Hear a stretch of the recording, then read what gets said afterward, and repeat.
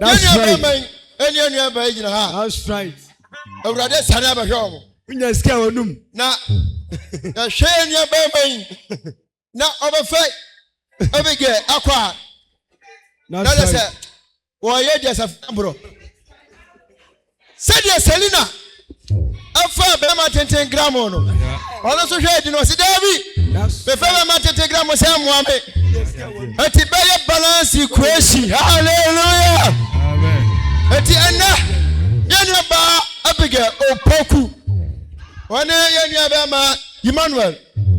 Ebenezer. Yes, you are the one. 29th August here. Say them here. Sabre nation Pastor Shadrach. John and Nasu Sawadiana so. Na awurade to me so asese won. Ati Kristo madofo. Baba ho. Na bosumi we ya.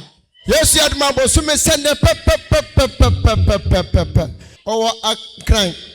Dese ne kwan wa.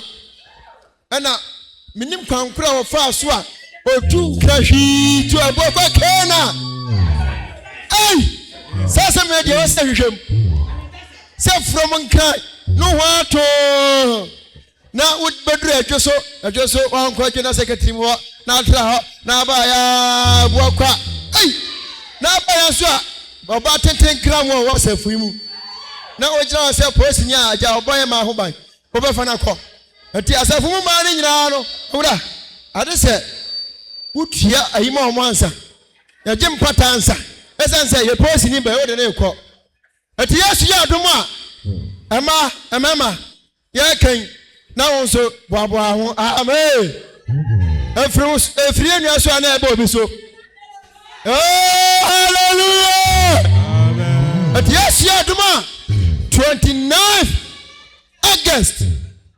Bosumi we ya na awurade na metumi so na sabre awurade akon mo bom sa wadefo na ohia no enti yenua ba ma Efo na. Ebenezer yenua ba Abigail awurade na metumi so ebe kan mo bom sa wafo ba ma oba no na edi kan ba fa wo na so ebre de ma oba no kwatra se kogya no kwan na owi a no so kwatra se. Oh, boss,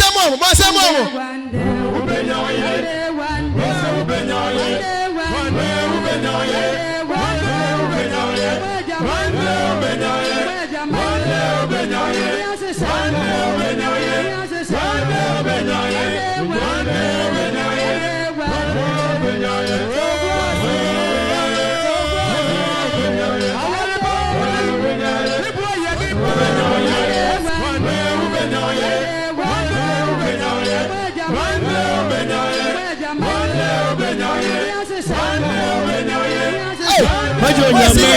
That was Majo nyame. I don't think that. Oh, sasa si akotemta church. I want 24 Eti are kasafuma. Yesu ya no a. Awurade asanya ba hoya.